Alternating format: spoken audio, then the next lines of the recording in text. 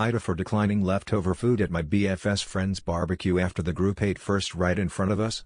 Tell me your thoughts on if this was rude. I, 37F, met my, now ex-38M, ex's friends for the first time at a pre-drink/barbecue he invited me to join him on.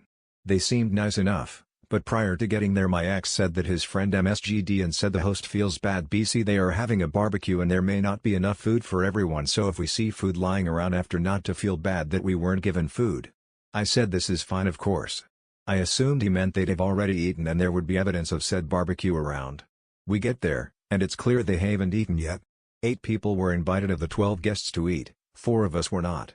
When it came to mealtime, the 8 of them sat around a nicely set table and chowed down like filled their plates and ate up without making eye contact with us while we stood on the outside of the table chatting. I thought this was so weird, my ex did not I guess? It was awkward BC we were actually starving. When the meal was done, Ray host got up and said guys, please help yourself. AKA to the leftovers lol. I know people are all raised differently, but this struck me as so odd.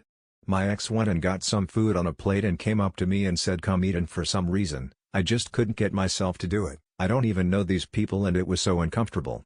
I politely said, no thank you. And carried on my conversation. Well, my ex was so bothered by this reaction from me, it ruined the whole evening for him and we actually broke up after that. He broke up with me.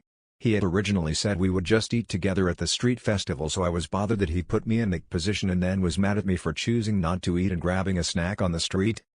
Is this culturally normal behavior for some people? I live in Canada, I could never eat in front of a guest in my home and not feed them, but is this normal behavior for some? Was I rude or in the wrong for doing this? Or was he gaslighting me by being mad and making me feel like the rude person for declining food?